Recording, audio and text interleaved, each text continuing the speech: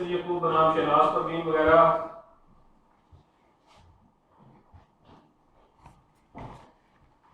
Sir fresh suit है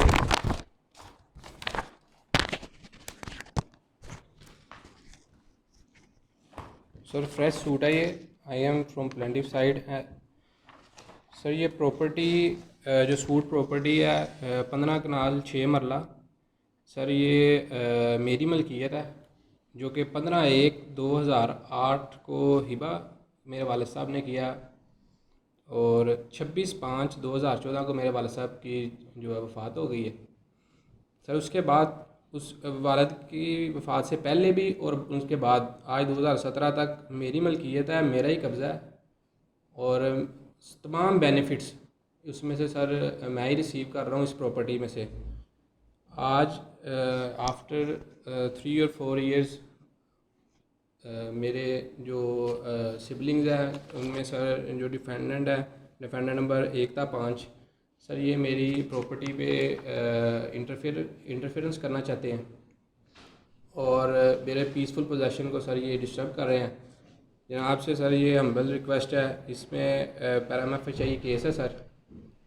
balance of convenience sir मेरी side पे है और सर इसमें मुझे इरिपेरेबल लॉस है अगर इसमें मुझे एड इंटरम इंजेक्शन ग्रांट ना की गई सर। इसमें हम्बल रिक्वेस्ट है कि इनको फर्दर एलिनेशन और इंटरफेरेंस ऑफ माय पोजेशन से सर इन्हें जो रिस्ट्रेन किया जाए।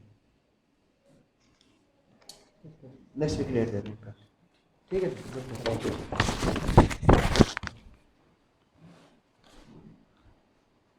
यासिर यकूब बनाम शहनाज परवीन वगैरह।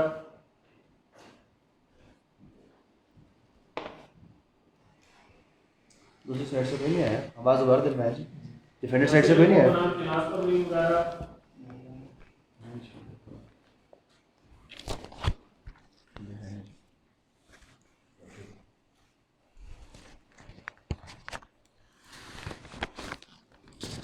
आप की तरफ से डिफेंडर नंबर 5 लॉर्डशिप। नंबर क्या है जी लॉर्डशिप। टिकट तो लगवा ली करो वकील साहब, पता नहीं जी जैन टिकट लगाए हैं।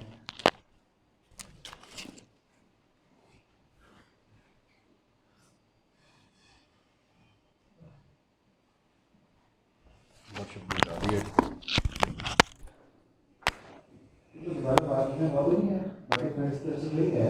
यासिर यकूब बनाम शहनाज परवीन वगैरह।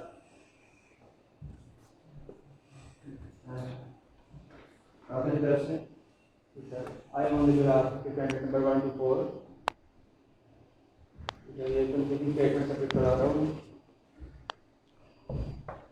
सर। हमें इससे किसी किस्म का कोई इतराज़ नहीं है। प्लेंटिफ मेरा भाई है।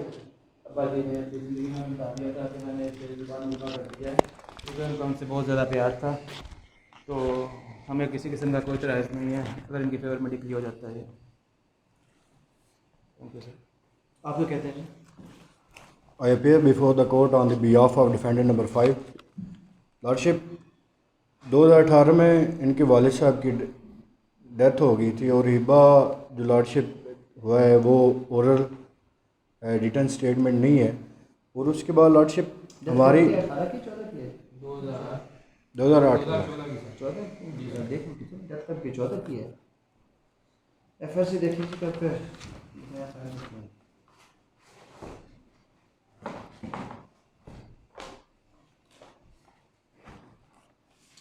आपने 14 लिखा हुआ 14 जी लॉर्ड। लॉर्डशिप 2014 में भी डेथ हुई है लेकिन जो इबा किया गया है ज़मीन वो ओरल स्टेटमेंट है, रिटर्न स्टेटमेंट है, कोई डॉक्यूमेंट प्रोवाइड नहीं किया गया।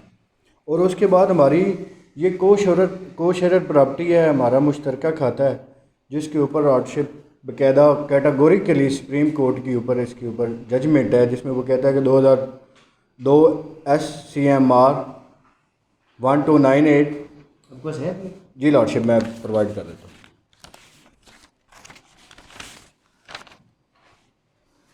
बताएं। और उसके बाद एक और जजमेंट है ऑनरेबल कोर्ट की लॉर्डशिप जिसमें वो कहता है 2004 MLD 1844 लॉर्डशिप इसमें बाकायदा कैटेगोरिकली कहा गया है कि जो मुश्तरका खाता है कि उसके ऊपर स्टे ग्रांट नहीं किया जा सकता। हमारे दूसरी साइड से प्लेंटिफ साइड से हमारे बड़े लंदन कौंसल साहब हैं, लॉर्डशिप बड़े प्यारे भाई हैं, तो ये लॉर्डशिप हिबा जो है ये ज़बानी किया गया है, इसके ऊपर कोई रिटन स्टेटमेंट या कोई डॉक्यूमेंट नहीं है। बाकी लॉर्डशिप जो आप वकील साहब, अगर आपका भी ज़ाती केस होता तो हम क्या करते हैं? वो लंदन काउंसिल साहब हैं हमारे से लॉर्डशिप मैं इसमें लॉर्डशिप केस तो बनता है ना, लॉर्डशिप मुश्तरका खाते में स्टे ऑर्डर ग्रांट नहीं किया जाता, बाकायदा कैटेगोरिकल सुप्रीम कोर्ट के इसमें। अब उनका भी आर्ग्यूमेंट है, कहते हैं जी वकील साहब का ज़ाती केस है, तो अब अगर आपका भी कुछ ज़ाती केस होता तो हम तो आप लोगों के लिए बैठे हैं जनाब। लॉर्डशिप मेरे मैं फादर कहते हैं जी ये को शेयर प्रॉपर्टी है सर, इट्स नॉट को share property, it's my own property. ये सर 2008 में हिबा होता है वालिद की हयाती में, ठीक है। आफ्टर 6 ईयर 2014 में वालिद की डेथ होती है, वो 6 साल भी, और आज 2017 है। आज तक इन्होंने कहीं चैलेंज रजिस्टर कब हुआ आपका? ज़बानी हिबा रजिस्टर कब हुआ? रजिस्टर हुआ सर 2016 16 में, यानी कि डेथ के बाद रजिस्टर हुआ जी ना सर। आपका? अच्छा, ठीक है सर। कोई आज इंतकाल वगैरह करवाया फिर जी आपने? सर, इंतकाल भी इसमें हो चुका सर। कहाँ पे, किस पेज पे? Sir page number 16 sir. इंतकाल नंबर है सर 4789 सर। आज तक इन्होंने चैलेंज नहीं किया सर। और आप ये सर मेरी जो प्रॉपर्टी पे नाजायज़ कब्जा करना चाहते हैं, और जो मेरी प्रॉपर्टी में उसमें इंटरफेरेंस करना चाहते हैं। चलो ठीक, जी लॉर्डशिप थैंक यू।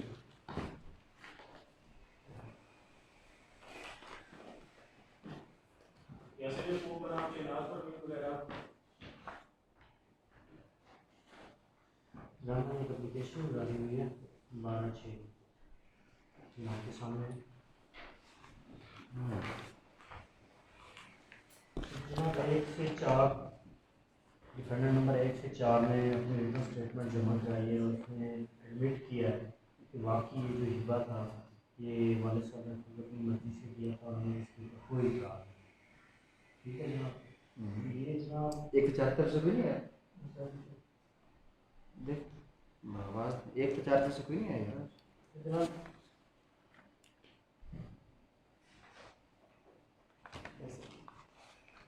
ये सब आ जाया करें, आपको जो 2-3 बार आवाज़ दिलवानी पड़ती है। जनाब 1/4 ने अपनी स्टेटमेंट जमा कराई है तो उसमें ये कहा है कि हमें कोई इतराज़ नहीं, इसकी बुनियाद पर जनाब को इशू फ्रेम करने की जरूरत नहीं है। जरा पढ़े क्या कहता है ऑर्डर 12 रूल 6, पढ़ के बताएं क्या कहता है, बताएं पढ़े जनाब ऑर्डर 12 रूल 6 क्या कहता है?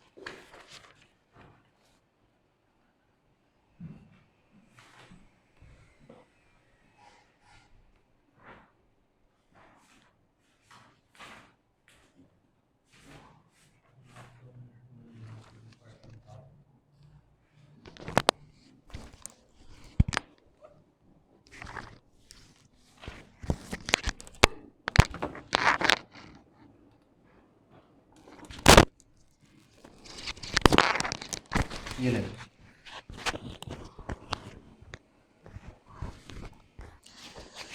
जनाब इन्होंने अपनी रिटर्न स्टेटमेंट जमा कराई है 1/4 ने, और इसमें इन्होंने कहा है कि हमें कोई इतराज़ नहीं है कि अगर इनके हक़ में डिग्री कर दी जाए। तो इसमें जनाब ऑर्डर 12 रूल 6 की मैंने एप्लीकेशन गुजारी थी जनाब के सामने। जनाब इसमें इन्होंने एडमिशन किया, और जब कोई पार्टी एडमिट कर लेती है ना तो जनाब मैं वर्डिंग पढ़ देता हूँ कि एनी पार्टी में at any stage of the suit where the admission of fact have been made either on the pleadings or otherwise apply to the court of such judgment or order upon such admission he may be entitled without waiting for the determination of any other question between the parties, and the court may upon such application make such order to give judgment as court may think fit। तो जनाब इसमें clearly लिखा हुआ है कि जब एक party ने एडमिट कर लिया है तो उसमें जनाब को इशू फ्रेम करने की ज़रूरत नहीं है। बाकी मैं जनाब को ना सुप्रीम कोर्ट की जजमेंट पेश करता हूँ इसमें भी यही है कि जब कोई पार्टी एडमिट कर लेती है तो मज़ीद उसमें जनाब को इशू फ्रेम करने की ज़रूरत नहीं है, तो हमें 1/4 की हद तक डिग्री दे दी जाए। जी 1/4 क्या कहते हैं आप?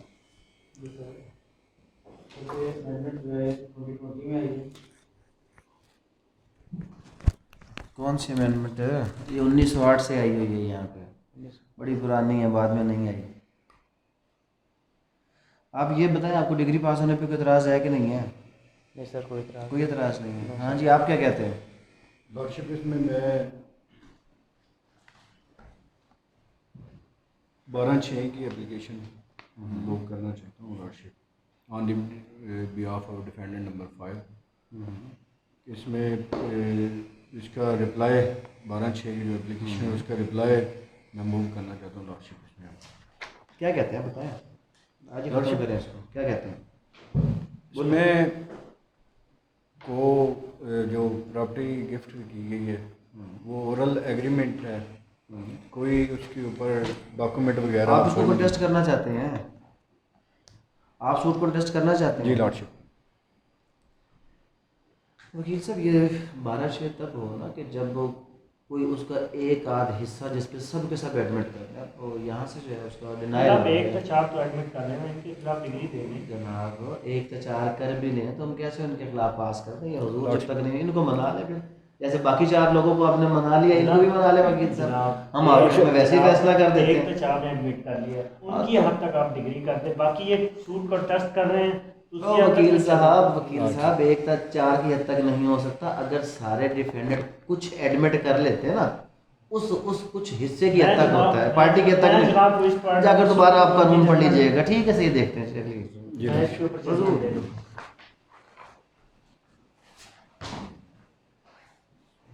यासिर के ऊपर आप खिलाफ वर्डिंग वगैरह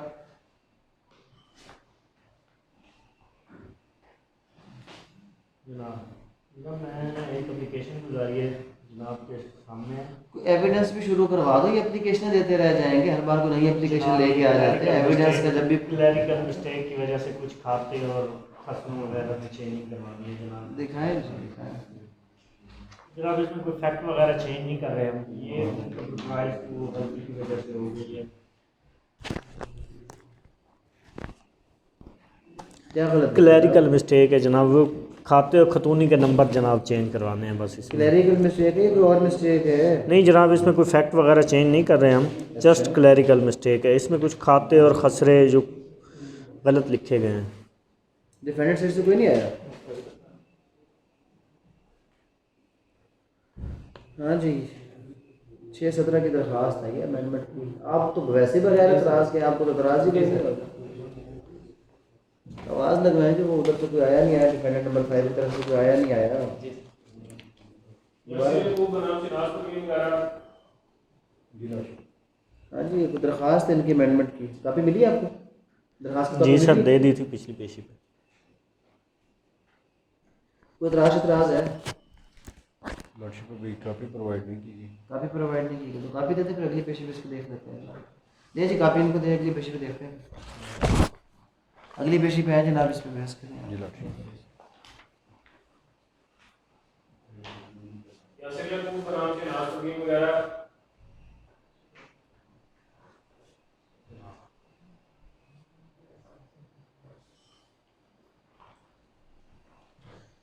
जनाब मैंने अमेंडमेंट की एप्लीकेशन गुजारी है जनाब के सामने। पिछली पेशी पे उनको डिफेंडेंट को काफ़ी भी सेल कर दी थी। लेडी साहब ने दूसरी पार्टी चले कोई नहीं, फिर वो घर पे इंतज़ार में रखवा दें, बाद में इंतज़ार में रखवा देते हैं। ठीक है। यासिर के ऊपर बनाम शराज वर्डिंग वगैरह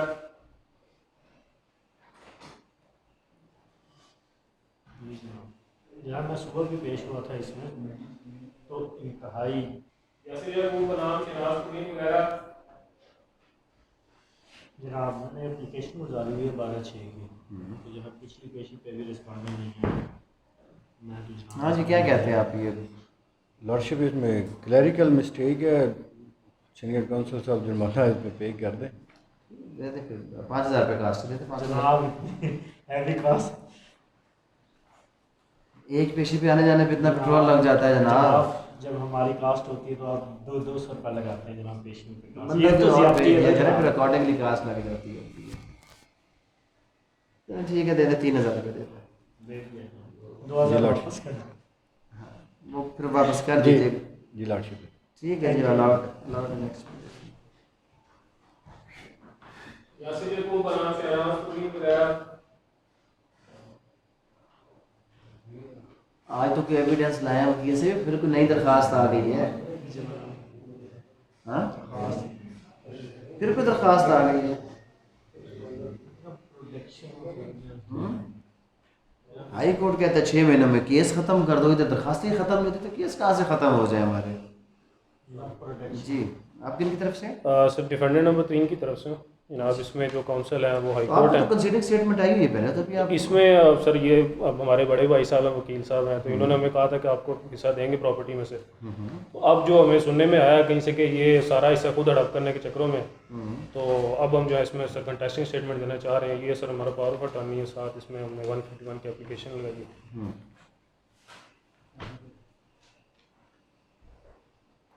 चलें नेक्स्ट पेशी पे देखते हैं।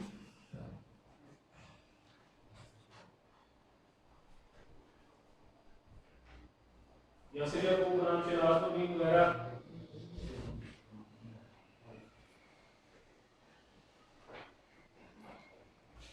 हाँ जी सर, डिफेंडेंट नंबर 3 तो आपके खिलाफ चला गया, क्या कहते हैं आप? अब देने दो उनको कंटेस्टिंग स्टेटमेंट आ जाइए, क्या हुआ है, क्यों आ गई है? आप तो 12/6 के पीछे पड़े हुए थे वकील साहब, आप उस दिन बड़ी बातें कर रहे थे। अब वो डिफेंडेंट नंबर 3 की कंटेस्टिंग स्टेटमेंट आई है। जब उन्होंने एक बार दे दिया स्टेटमेंट तो वो विड्रॉ नहीं कर सकते। ये कहाँ पे लिखा हुआ इसके है? ऊपर जो है मैं सुप्रीम कोर्ट में यहाँ पे जजमेंट दे देता हूँ।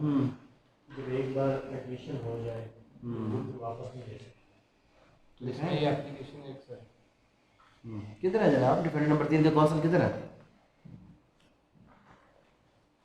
फिर कोई नई जवाब एप्लीकेशन दावा दे दिया है एक बार, उन्होंने एडमिट कर लिया है, उसके बाद ये जवाब दावा कैसे विड्रॉ कर सकते? हाँ जी, क्या कहते हैं? इसमें सर पहले तो ये हमें था कि ये जो भाई साहब हैं हमें प्रॉपर्टी में हिस्सा देंगे। अब जो है हमारा जारी बात है इंटरेस्ट इसमें जो उनसे इन्वॉल्व है, तो जब हमारे इंटरेस्ट को जो नुकसान पहुंचेगा तो जारी बात हमने उसको कंटेक्ट तो करना फिर।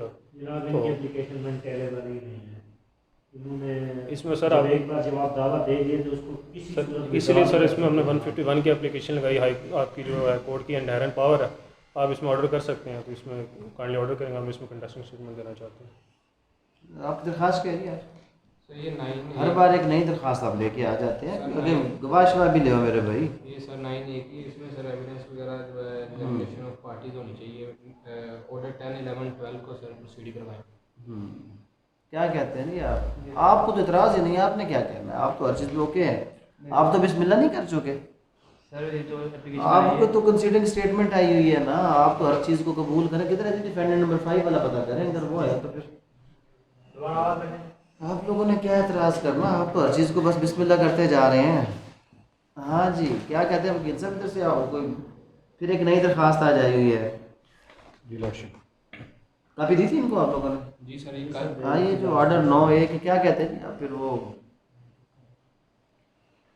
लॉर्डशिप इसमें इन्होंने फाइल जो प्लेंट की थी 2014-15 में 2017 में, लेकिन ये अमेंडेड प्लेंट की जो आई है ये लॉर्डशिप 2020 में 2020 में बाकायदा इसकी अमेंडमेंट आ गई। जो अमेंडेड प्लेंट है वो लॉर्डशिप एप्लीकेशन इसकी मूव नहीं की जाती और इसमें बाकायदा हाँ जी क्या हो जाता है 9 यहाँ पे एप्लीकेबल ही नहीं है जी। क्यों नहीं है एप्लीकेबल आप पे? मुझे लगता है वकील साहब पढ़ के नहीं आए। वकील साहब पढ़ के इनको सुनाया जनाब, ये यहाँ से ये लें जी वकील साहब, पढ़ के सुना दें इनको, बनता कि नहीं बनता।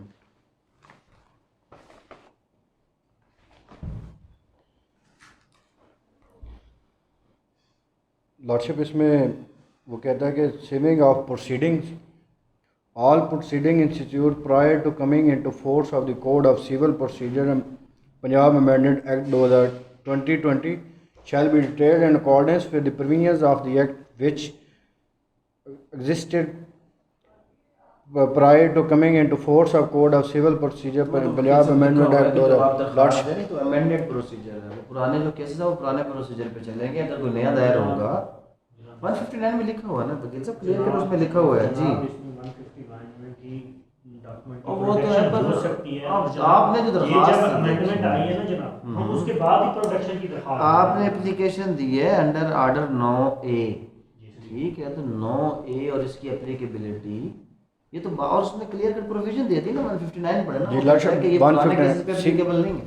तो जनाब 159 तो आप एविडेंस लाएं ना, आप एविडेंस लाएं। आप दरखास्तें हर बार लेकर आ जाते हैं, कोई और भी दरखास्तें तो इकट्ठी एक ही बार दे दें। एविडेंस से पहले ही अगर तो मेरी पावर कानून से ज़्यादा तो नहीं है। 159 ने मुझे रोक दिया, वो कहता पुराने केस पे एप्लीकेबल नहीं है, नया कोई केस करेंगे ना उसमें हम इस चीज़ को देखेंगे, अभी अलाउ नहीं हो सकती। आप एविडेंस लाएं, नेक्स्ट पेशी पे एविडेंस लाएं ताकि इस मामले को जो है वो क्लोज करें। जी लॉर्डशिप। ये जनाब कुछ बेसिक चीज़ें 3-4 एप्लीकेशंस यहाँ पर डिस्कस हुई। अगर एक्चुअल हम देखें तो किसी भी मुकदमे के अंदर जो मेन पेशी होती है वो 2 या 4 ही होती हैं, जिसमें हमने क्रॉस करना होता है या फाइनल आर्ग्यूमेंट्स होते हैं। बाकी हर जो हेयरिंग होती है वो इसी तरह एक 2 से 4 मिनट की एक शॉर्ट सी प्रोसीडिंग होती है। यहाँ पर तो फिर भी ऐसा हो गया, ज़्यादातर एडजर्नमेंट्स और इस तरह के मामले अगर आप देखें वो बहुत ज़्यादा उसमें चल रहे होते हैं। तो इंशाल्लाह नेक्स्ट हेयरिंग के ऊपर हमारा जो है वो एविडेंस रिकॉर्डिंग का जो स्टेज है हम उसकी तरफ आएंगे। एविडेंस रिकॉर्ड और उसके बाद उसके ऊपर क्रॉस और फिर उसके बाद हमारा जो फाइनल आर्ग्यूमेंट है उसके अंदर पूरे केस को एक बार दोबारा से क्या किया जाएगा, रीडिस्कस किया जाएगा। तो इस हवाले से अगर आप लोग कोई सवाल वगैरह करना चाहें तो कर सकते हैं। Thank you very much. अस्सलाम वालेकुम।